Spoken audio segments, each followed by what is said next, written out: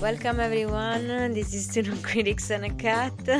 We're missing Julia We're doing missing the Julia, intro. so we're both starting because when Julia is missing, we don't have a clue what we're doing. We don't have our cue She's woman. our star. So we are here this week to talk about the London Film Festival, but so I can't really ask first. What did Yeah. you watch this week? Because there's a lot of There's stuff so that she many watched things. this week.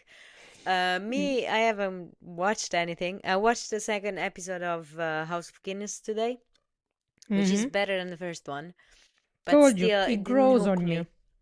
But I will go. I will go ahead. I think it starts kicking off the third episode. To be honest, that's when it all Okay. starts. So give it one more episode, and then you might it might flow better. Okay. I will anyway. I'll finish it. Now I started it, so I'll finish it. Mhm. Something nice. I went to Turin this weekend, and Nice. Ballad, which is like the main coffee maker. Coffee and chocolate, I want to say. Yeah, in Italy. Mm-mm. So they more for equipment though. They don't. I mean, they make coffee, but like they're famous for the like coffee machine, not really Yeah, for yeah. yeah. It's So chocolate in reality, but coffee yeah, machines. Yeah. yeah, and they made a limited edition of Stranger Things, Nice. and I bought it, and Mm-hmm. the like coffee. Pot. No, yeah, Yeah, the coffee coffee like pot. The glasses, coffee yeah, the glasses. little glasses and the little cups. Yeah. Basically, they have thermo regulator, whatever that is. How So they when changes with the the temperature. yes, so they're black, and then when the coffee gets in, which is hot, they get red, and they turn, and you see the upside down That's fun. in the cup, which is honestly, I love it. It's amazing. I really love Nice. it. So yeah, I bought this. All of this to say that I'm really excited for Stranger Things, which is closing in, It's almost coming there, out isn't in it? a month, Yeah. about a month, and I can't wait. But apart from this, Mm-hmm. let's come to the matter at hand. I wouldn't go further in our introduction because honestly, there are so many movies we need to talk about here. So, Yeah. Fats has been at the London Film Festival. It Yeah, started, first week is first done. week. Here we go. Um, so what's the vibe, first of all, in comparison with previous years? How did you see it? It's a good vibe. Organization wise, the first day was a little bit of a mess.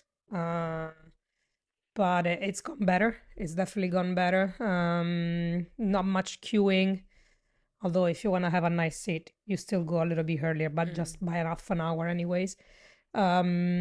There's been more screening for popular movies, which is good. So if you end up missing the press one, you can now, instead of applying for a lottery, you can book a ticket for the normal screenings that they will do at the Royal Festival Hall in South Bank. South Bank. So this is the case for me because I've missed out on taking the ticket for Frankenstein and the Mastermind for today for the press. So I'm gonna watch it tomorrow in the early afternoon at the Royal Festival Hall. So when I missed the opportunity, I was like, I was waiting for this ticket and I missed it. It was, oh my, I got so mad at myself. But then I noticed that in the calendar there was something that I could book for tomorrow. And because the other two movies that I put into for tomorrow were just fillers to get my money worth, I was like, okay, I can put those two fillers into other days of the week and going to watch Frankenstein and the Mastermind. Have So you seen the red carpet? I've seen the pictures of the red carpet. Yeah, there were all of them A lot of were people there. there, actually. Yeah. I think Mm-mm. London Film Festival is growing in I prestige th- the last few I years, think no? this year has been so the quality of the movies as well is much better than other years. Like it's gone back to, I want to say the first maybe 3 to 4 times that I went. because in the past couple of years, ever since COVID, there hasn't been really good films apart some of them. But Mm. this year the lineup is all pretty good. There hasn't been a movie that I haven't liked or that I found boring. There's some movies that I'm like, maybe I could have missed this. Um, but it's not something that I will categorically say, don't go watch it, it's a waste of time. Mm. There's been others in the past years where I would like, no, this could have been a simple miss. But this year is pretty good, and Netflix is having a great year for quality. Yeah. Again, I think like they go, they have ebbs and flows, so they go down for a year where there's not a lot of quality, but then the Mm-hmm. year after there's just splurge on it, and there's like really really really great films. What are they bringing to the uh LFF? they're bringing Wake Up That Man and Knives Out Mystery, which was the opening gala. Oh wow, that's Netflix. um Jay Kelly is Netflix, if I'm Mm-hmm. not mistaken. uh Frankenstein. I I think Frankenstein is Netflix, exactly. Even the Choral, if I'm not mistaken. Uh-huh. So far I've Steve seen. came out in October as well, and Hmm. I think something else as well. Yeah, there's many other things that they have in Yeah. place. I wanna say even Ballad of a Small Player, if Ah, I'm not yeah, yeah, yeah. Ballad of a mistaken. Small Player is Netflix. Yeah, that was It's the other one that I had in mind. Yeah, yeah. So they've been there's a having a lot of quality. Yeah, good quality movies with really big names as well. yeah. But it's so they're all really well done. Um, I think I only saw from Universal. I think I saw Hamnet. That's the only other production company, big Mm-mm-mm. production company that has a movie out. Yeah. Uh, Another one was from Amazon Prime. Um, I think it was Sentimental Value, if I'm not mistaken, Mm-mm. or After the Hunt, one of the two. But All it's right. been, Anyway, let's deep dive. Let's yeah, deep dive because honestly, we have a lot to talk about. So yeah. let's start from the opening gala, Mm-hmm. which was Wake Up That Man and Knives Out Mystery. So this is Ryan Johnson, right? Benoit Blanc, he Yep, faces his toughest challenge yet in this yep. one, apparently. There's a great cast, obviously. There's Daniel Craig, Josh O'Connor, Glenn Close, Josh Yeah, Brolin, Andrew Scott. Um, and it's Netflix. Yes, yeah. you were very right. So, um, what do you think? So I loved it. It's the third installment of the movies that came out from the same genre or the same director, same plot line. It's good. It's really good. I think it's one of the best. I will rate it probably first one of the three, Nice. which is surprising to hear because being a format that you already know what to expect from the movie because it's always the same kind of like vibes. Something happens, he goes there to investigate, solves the mystery. This one was really interesting. I don't know if it was because I always love murder mystery when there's like religion and Mm-hmm. rationality or intellect playing one against each other. I always like when you have that just a position between the two, where there's like the Christianity and then instead the complete logical brain coming from the investigation. I really enjoyed that, and it was really clever and well done. And also, I think Daniel Craig stepped down a little bit, Uh-huh. so he still like the investigator, but I wouldn't say that he's the main character or is the driving force of the investigation. I think he's there to kind of like support Josh O'Connor, which was Mm-hmm. really interesting to see. And because you have a cast full of people that are really talented, as you said, Glenn Close, Josh Yeah. Brolin, Josh O'Connor, Andrew there's Scott, Mila Kunis, Josh Andrew Brolin. Scott. Yeah. Yeah, there's like so many big names. Mm-mm. It was kind of like a really good team effort. So it was I say that this was one of my like it's kickstarted the festival really well for me, considering that I watched this at 8 a.m. in the morning on the first day. It was really like it was entertaining, it was funny. Um, it was surprising by the way it unfolds. Mm-hmm. Even if you might understand who was the killer, you might have an idea of who the killer was before they discover it. It's still like the way that it leads there. It's really interesting. It's not about the assassin or the reason behind it. It's more about the relationship between religion and I want to say enlightenment, because it's all about rational things, why somebody will do it.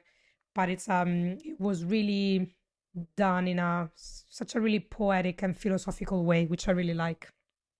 Great. 1 to 10? I want to give it a 9. Really? Nice. Yeah, yeah. Nice. Would you classify it as a comedy? It's still a comedy, Mm-hmm. and it's a murder mystery slash comedy. So you have a lot of funny moments in there, which are really really well placed. Mm-hmm. And Josh O'Connor has a good comedy timing as well. Mm. He's really brilliant in it. Him and Daniel Craig have a good partnership in the movie, so it Nice. works really really well. Being a comedy, do you think he has any chances at the Golden Globes? Because comedy, it's always a bit less competitive than drama. So I wonder if it's really well done, if it has any chances there. I'm not sure. Mm. I'm not sure in Because it's a my. third installation. Yeah, Yeah, exactly. yeah, yeah. I'm not. It would be good to see it there because I think it's really well made, but I'm not too sure it will get there. Mm, mm, mm, mm, mm, mm. Yeah. I get it. So, second one, we have After the Hunt, which Ah, is yes. Luca Guadagnino. Luca Yeah. Guadagnino's work with Julia Roberts, Ayo Edebiri, Andrew Garfield, Michael Yeah. Stuhlberg, Chloe Sevigny, with a performance by Julia Roberts that many are calling a career best. Uh, Interesting. yes, I'm curious to understand what you think. So this is the Um, one that is presented and produced by Amazon. this is Amazon, Um, yes. yeah. Gonna be honest, this was the only one where I was like, watched it. Mm, I found it.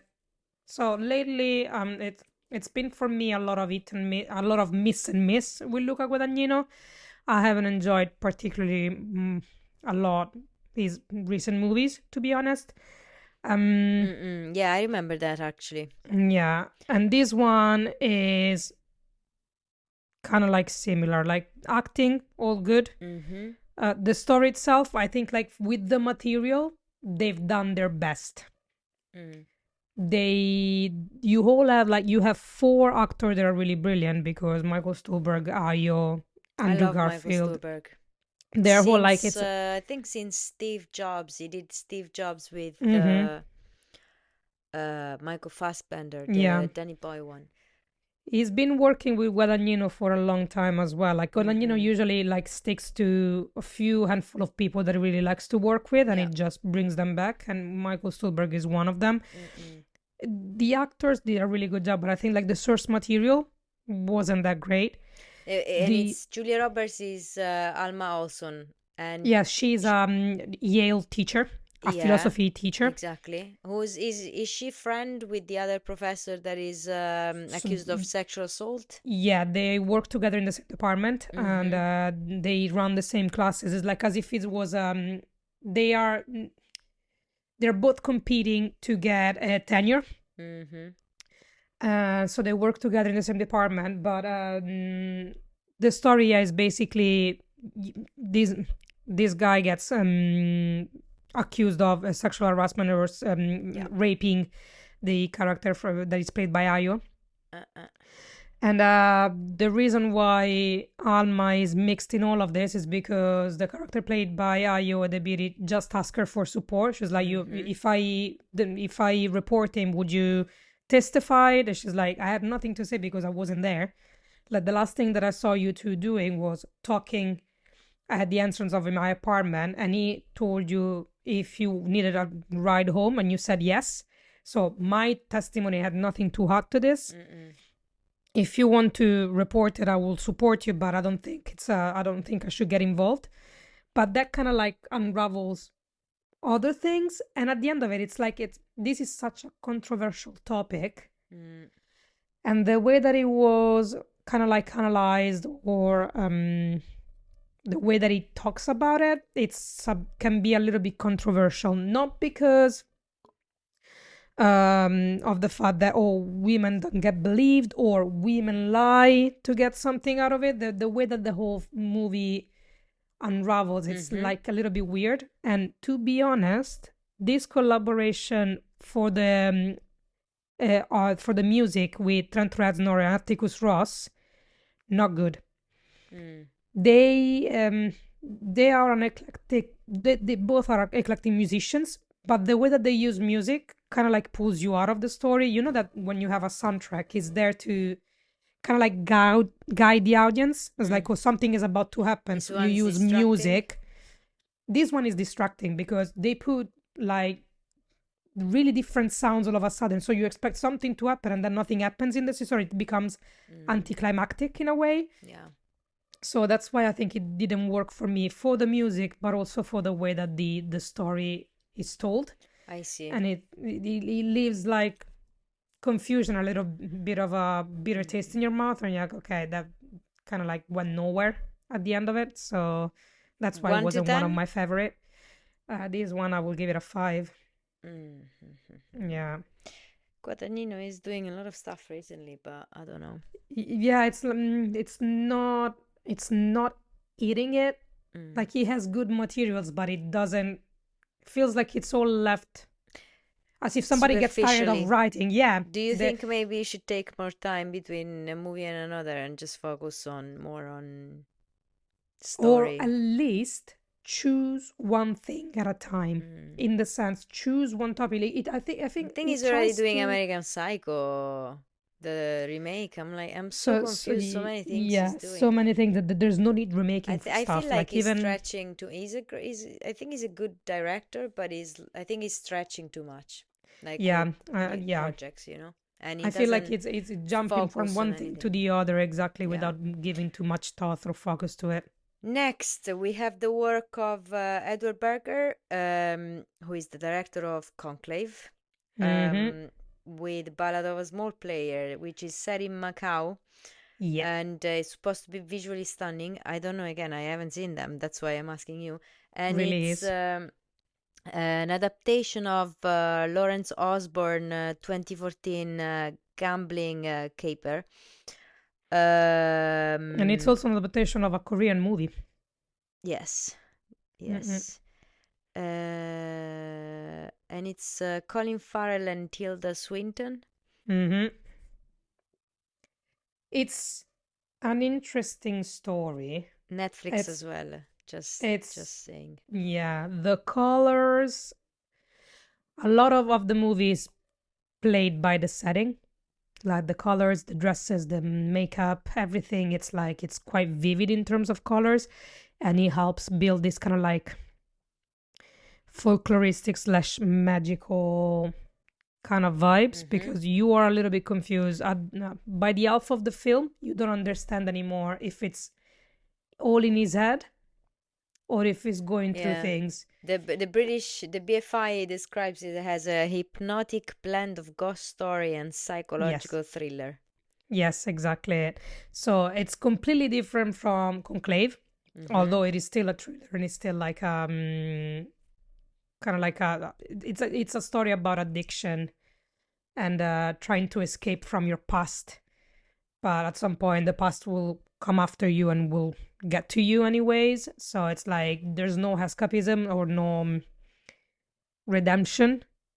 So if there's a lot of guilt in the film that gets explored, there's the ghost story. So there's a little bit of folklore from Macau as well. So it's really interesting as a concept, and I think they chose really well when they chose Colin Mm-hmm. Farrell, because he's one of those actors that Oh, gives it all. So it's just like he gets lost in the I character, so love he the will guy. give you 100%. I love him. He's It's so good. And he's so underrated in a way, like he Mm-mm. never won anything. Or I mean, actually no, he started to win stuff now because he won for the Penguin. He won Yeah. It's like the this Emmy. one is interesting. It's like it's weird, but in a right way. Mm-mm, Like at the end of the film, you're like, okay, it all makes sense. You kind of have to digest it a little bit. mm-mm, So at first impact, you're like you either love it or you come out and you're a little bit confused. But once you reflect on it and on the themes, and once you realize what the story wants to tell you in a way, it all makes sense. mm-hmm. And the absolutely It's the scenography and the costume design were brilliant in it. cinematography, yeah. Hmm. Yeah, I mean, I feel like a movie about the exploration of the human psyche gives you Yeah, quite an opportunity for cinematography, no? yeah, definitely, definitely, absolutely. Yeah. 1 to 10? This one I want to give it a 8. Mm, Yeah, nice. Do you because think it it can. has I don't. any like awards chances? Ooh, not sure. Mm, I'm not sure. No, I don't think it will tap well into the Hollywood scene mm, for some reason. I think it's although it's a movie that is a lot in your face in terms of clarity or what it's telling you, mm-hmm. it's a little bit nuanced, and I don't think in America they will kind of grasp this. Yeah, I think you're right, yes. Um, Yorgos Lanthimos, another one that he Yeah, needs to find peace, this man. Like, honestly, since Oppenheimer year, which is yeah. Poor Things, that I they were like literally the runner-up. He made like 2 movies per year or something. I I can't even think he's remember. done 3 movie in the same year because It could be, after yeah, so he's done Poor Things, Kinds yeah. of Kindness, and then Bugonia. And bear in mind that when Bugonia was presented at the Cannes Film Festival, Mm-hmm. Kinds of Kindness just had come out. Yeah, And I think if I had watched this movie around that time, I would have had Lantimos fatigue yeah. because his style is really heavy. So having a lot of that, a lot of those He's movie always one quite back heavy, I to have to say. Yeah. yeah. So this one is Emma Stone, obviously, is in it. Mm-hmm. They are reunited for a fourth time, Yeah. and Jesse Plemons is in it, and Yeah. everyone says he's outstanding in his performance. And Absolutely. this is basically a take on Jang Jun Wan's 2003 South Korean satire "Save the Green Planet." Yeah. So Lantimos is basically kind of, exploring this. Yeah, exploring is Is the the right word. real, yes, the right word. Um he as a director is really interesting because he usually often discusses like social slash political slash cultural Yeah. concepts that are really contemporary, Yeah, but because it does it Jesse in a Plemons is way. obsessed with conspiracy theories, right? His Yeah. character. Yeah. Yeah, so in this scenario, you have this guy that is completely obsessed with conspiracy theories. He believes that there's a group of aliens that wants to destroy Earth, and they're doing so by targeting bees. But And he he kidnaps believes, a CEO, a powerful CEO, yes, too. Yeah. exactly. He kidnaps Emma Stones, who plays the CEO of a major medical tech company. Yeah, because he Um, thinks that she's an alien, right? Yes, correct. And so he kidnaps her, shaves her head because they communicate through hair, uh, completely covers her in antiseptic cream, and then is just trying to make her admit that she's an alien. And her, as a like a powerful woman CEO, she tries to first like she tries to be like, be reasonable. I'm not an alien. What are you saying? And then at some point she's like, just like, let me try this. Let me try and say that I am an alien. Let's see if we can have like a conversation. Let's see if I can try to get out of here. But the main thing, it's not even, this is just the background. to allow Lantimos to discuss about the state of society now. So Mm-hmm. the point of the movie is more about telling people, in all honesty, and I might drop an F bomb, the world is fucked. There's literally probably nothing that you can do about it. Mm-hmm.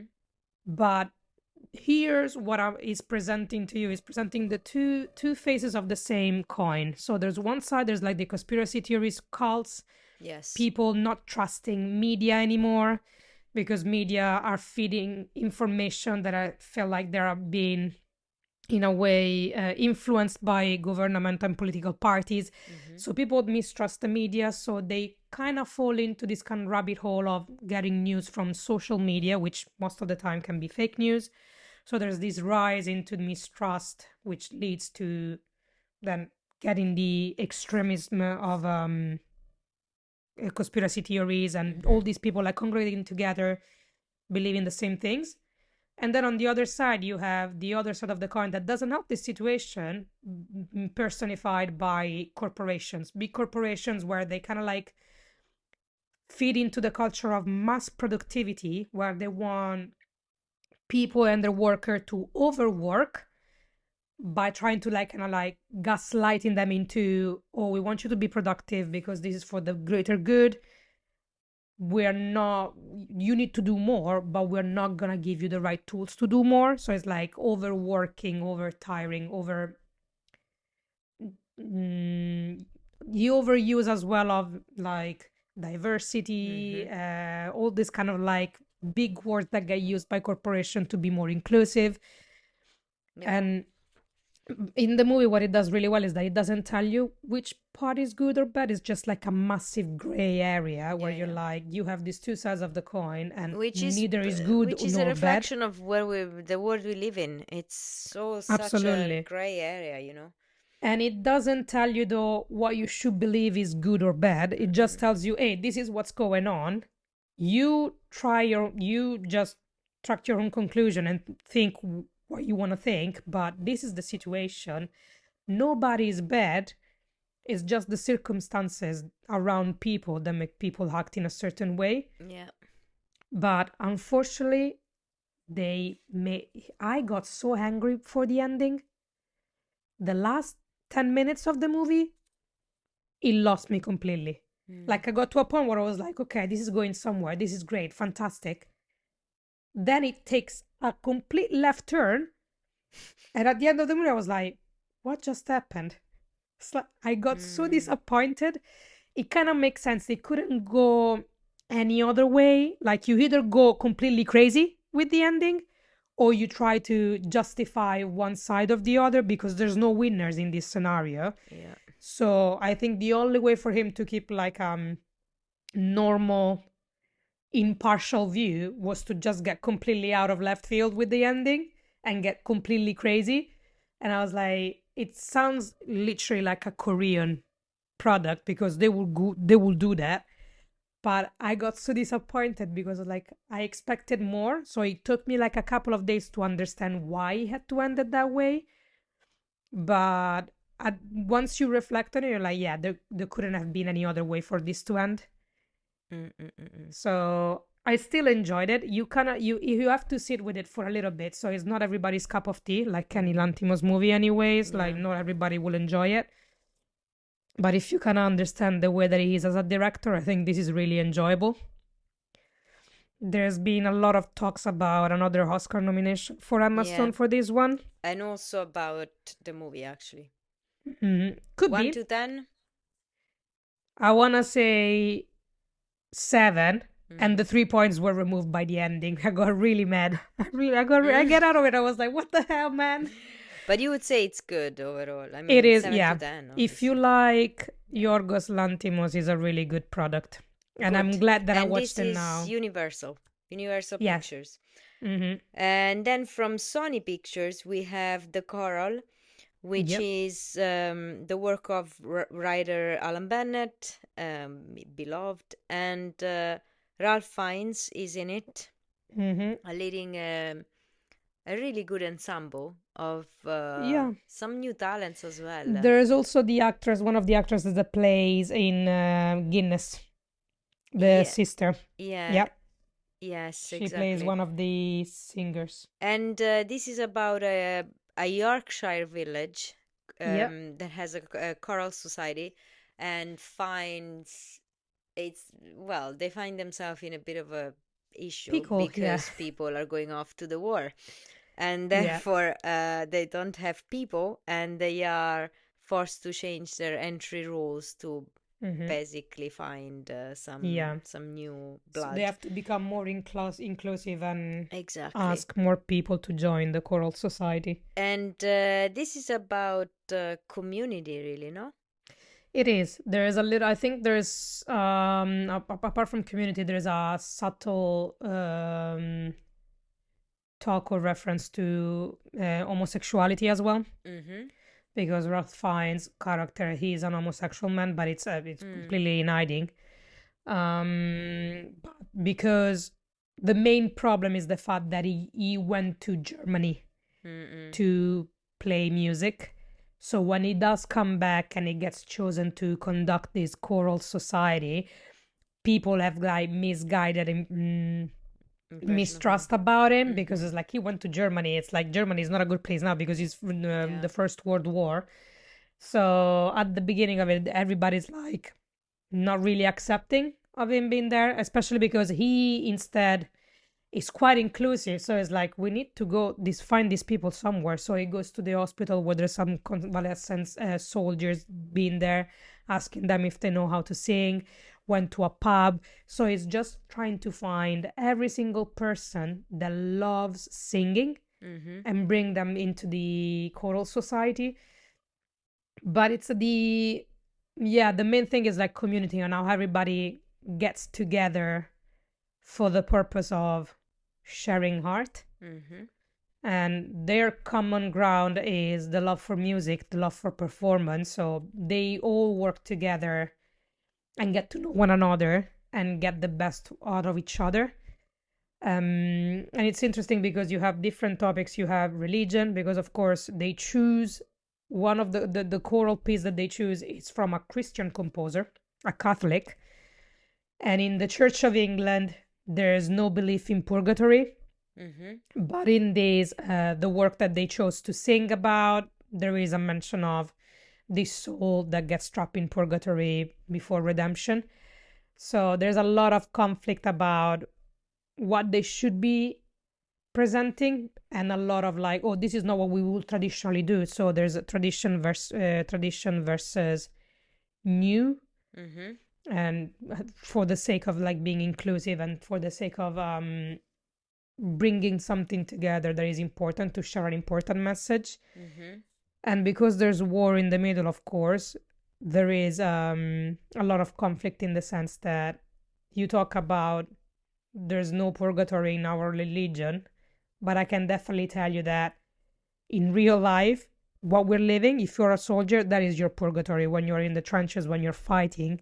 So I like, there's a reason why a lot of the people relate to that, because Mm-mm. there's a lot of discussion of these kind of topics, and at the end of it they all come together and it's really beautiful to see, and their voices are really good as well. Mm.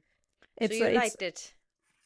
I like that it's a simple easy movie. I don't think it's gonna win anything or it's gonna Mm-mm. go But it's a anywhere in good terms of our watch. season, but it's a good watch. It's really nice. One It's to ten? uh 7.5. Mm. Yeah, What about Ralph Fiennes? The he's guy. amazing at everything he Yeah, does. I know. I know. He's so good. He's he's in January. He's in the 28 years later, the Bond Temple, and Mm-hmm. it's he's actually at the center of it. So I love He's to see that. such a good actor because he has such Super versatile. expressive He has way. such a Yeah, range. My God. and just with the flick of his eyes, it will just convey so many emotions, even with just body movement. He doesn't need to talk. His Mm-mm-mm. performance is everything. Yeah. Here we go. So, Academy Award winning director Chloe Zhao. adaptation of Maggie O'Farrell best-selling novel, Yeah. Hamnet, with Jessie Buckley and Paul Mescal. This is full Irish cast. I think Jessie Buckley is Irish, no? I think so, no? Can't remember. I I think think she she's is, yeah. British. I don't know. I will look for it, but I don't know. I think she's Irish actually. But anyway, it doesn't matter because Irish actress and singer, yes, yes. she's Irish. I remember that. So, full Irish cast and an Academy Award winning director for this movie that is at the center of awards conversation. As he should. And they also are Paul As Mescal they should. and Jessie Buckley. Um, and I've heard that you loved this movie. Yeah? It's been soul wrecking. I I don't easily get invested or have a lot of emotions Mm-hmm. about movies in general. Like if so, I might cry every now and then. This one just wrecks you as an experience. It's not a movie, it's an experience. It's it's just an exploration of grief.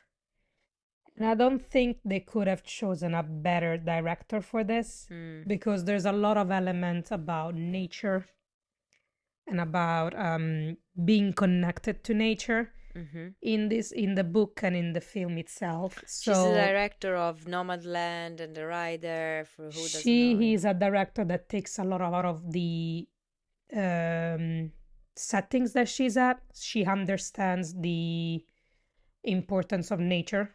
Mm-mm-mm. There's there's it's kind of like a primordial feeling of how humans still need to be connected. Yeah, she always brings some rawness to the. Yes. And they chose the perfect actress to embody Agnes. So the story is basically how a fictionalized story about how William Shakespeare met his wife and then had his family, and then they have a loss in the family because one of his child dies, the only boy that they have Mm-hmm. And so from the Agnes is plague. Jessie Buckley. Agnes is Jessie Buckley, and she's kind of in this book and in this story, she's considered an outcast. And in reality, even in reality, Agnes was a really older woman when she gets married to William Shakespeare. Mm-hmm. Shakespeare was younger than her. And Shakespeare is Paul Mescal in the Yes, correct. But the important bit is not the relationship; is just the way that they both deal with with the the death loss of of their the son. son, with the loss Yeah. of the son. So the whole film, as I said, is like an experience of dealing with grief, Mm-hmm. but not just personal wise. Like it shows you how she deals with the loss, how he deals with the loss, and how both Creating of them Hamlet. like yes, but it's more like how the two of them kind of like fall apart because of she thinks that it's too immersed into his kind of literature and his work Yes. to actually understand what happened. Even though that's actually his way to process his grief. Especially because that's his way in which he communicates better. So at Yes, the beginning exactly. of the film, they show you that he's not a big talker. Yeah. And I think in this particular movie, Paul Mescal shows how good of an actor it is Yeah. and his roots from theater as well. Mm-hmm. And the fact that he's playing a character that doesn't know how to convey emotion through speaking, but only through words, you can feel how he kind of like has words trapped in himself and he cannot get them out. Only if it, but just by writing, he will get it through. And having as a counterpart Jessie Buckley, I think just she just had a son herself or a daughter. Mm-hmm. So she taps perfectly into the like primordial mother figure. Yes. She's a really strong woman in this film and she's resolute, resolved, and she's deeply maternal, but she's also deeply rooted in nature. Mm-mm-mm. And the way that the both of them like deal with grief, it's different. But it's like at the end of it, it's like a culmination. It's a whole experience. You live through their personal journey through grief, the way their grief then just expands like oil everywhere, Mm-hmm. and then how that experience goes to the audience that is watching Hamlet, and then it spills over through the screen to the audience that is watching the movie. It's like a Nice. whole rounded way of permeating you with this kind of feelings of deep sadness, but then you have this kind of like cathartic moment at the end of it. And Mm-hmm. they chose Max Richter as the for the soundtrack, and they chose a song that has been used already in Arrival, Mm-hmm. Ode to Daylight. And this song, the first chords of it just grip you so much, and it's just the cherry on top of the cake. And it was a completely mind-blowing movie to watch, and it was deeply sad but kind of like cathartic. And the two of them, they deserves all the praises. If they will get a nomination for an Oscar, I will definitely back them up because it was Mm-hmm. Do so you think honest. it's Paul Mescal time has come? I don't know, but I can say that in this movie, so he was really good in After the Sun, but I think he was too young to be playing a father. Mm-hmm. In this one, I think he was the perfect time, the perfect character, and he reminded me of the Paul Mescal of Normal People, Mm-mm-mm. but with extra layer of Maturity as an actor. maturity as an actor, Yeah. exactly. And it was the two of them together is just beautiful to see. Honestly, it's this is a 10 out of 10. And this is you think it's a best picture a contender? I would love to see it there Mm-hmm. because it has everything. It's the writing, it's the acting, it's I the think he directing. will, to be honest. It's the whole package, Mm-hmm. and the emotional intelligence that Chloe Zhao had to direct this movie Mm-hmm. was everything. I don't think they could have done a better job. And the adaptation was the script was still adapted by the writer of the book as well. Maggie So you O'Farrell, have yeah. you have a woman that understands the source Actually, material she deeply. did sign the script. Like it's Yeah, she has a credit. The yeah. directors Chloe Zhao, the screenwriters are Chloe Zhao and Maggie Yes, O'Farrell. So yeah, she's absolutely. actually credited as one of the screenwriters. And this is Universal, so I wonder if Universal is going to win again. It's Universal is having such a good streak of movies. It's Yeah, unbelievable. They they really are. pick I think the right projects. they are investing in the right things, Yeah. and they are really these productions are really really well made, and they're really there's a certain kind of care on the Mm-mm. product that they're bringing along, Yeah. which is really nice to see from big affirmed production companies, because that doesn't happen often. Yeah, You're no. not surprised to hear when Netflix throws money at some quirky project. Yeah, but the big ones are, yeah, Yeah. struggling with that. Mm-mm. Because, they're struggling with money, so they don't throw money at anything really Yeah, you anymore. have new productions like Movie that are more daring, and they Mm-hmm. get those kind of like movies that Yeah. they like to gamble on that. But yeah, 1 to 10? definitely a 10 plus, Nice. 100 if I could. Listen, I know we have another two movies, but I would like to close it here because we will Yes. have to do obviously another episode on the London Film Festival.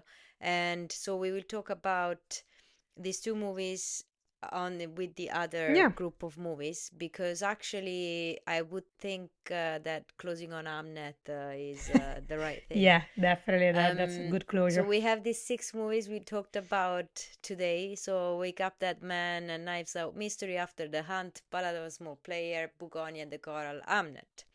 Yeah. So next time we'll have another episode next Where I'm gonna Tuesday ramble about other stuff. with the second part of the London Film Festival. And last, no, it's 2 weeks, correct? Yes. Yeah. Yeah. So 19th is the last day. Last part. What are you the most excited for next? Well, Frankenstein for sure. Yeah, me too. I can't wait to see Um, that one. on my list, I also have The History of Sound, Yeah. um, and Springsteen. I'm Oh really yeah, excited. with Jeremy Allen White, who is Yes, basically what the guy is identical. Wow.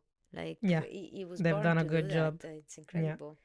And then I have Die My Love as well that I'm really excited to see. There's a lot of Because you movies that want I'm to excited to see see. Pattinson No, I want to see how Jennifer Lawrence and Pattinson will work together. together. Hmm. Curious to see. Nice. Well, I would say that this is it. The next Yeah, episode, we are talking about London Film Festival Part 2 again with Feds. And probably Julie maybe would be with us this I time. hope She so. wanted some rest today, so we gave it to her. Also, she looked after my cat at the weekend, so that's why she needs some Yeah, rest. So thank you for being with us. Thanks, Feds, for reporting from the London Film Festival. It's my always pleasure. glorious to have you there and talk about these movies with you and your enthusiasm and your expertise and everything. I will see you next week. Bye. Bye.